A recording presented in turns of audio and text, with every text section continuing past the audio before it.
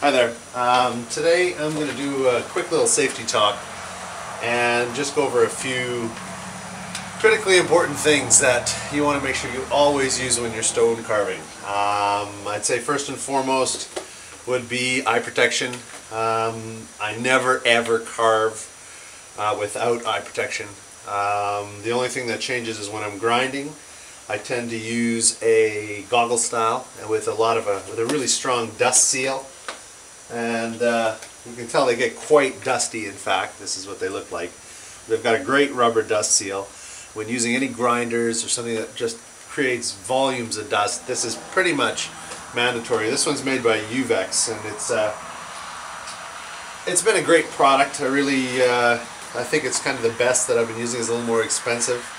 I think I made a comment on my blog before, or in my work journal, that I don't understand why artists cheap out on probably some of the most critical equipment. You know, we'll spend $100 on a new tool that accomplishes what we want to accomplish, but we're not willing to spend $24.95 on getting a better set of eye protection, which is, you know, ultimately in the long run may prove to be the worst kind of false economy you've ever seen.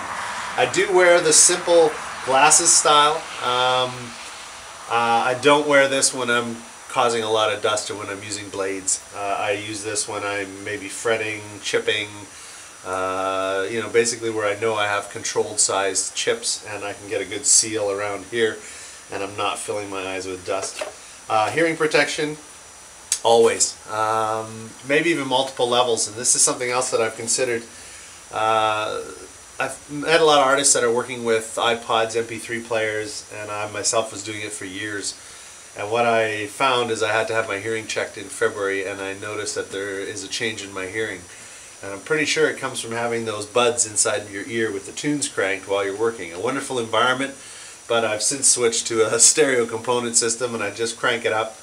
And if you don't hear it when you work, you hear it when you stop working, and that is going to have to do because I'm not going to take a chance on my hearing. Dust mask.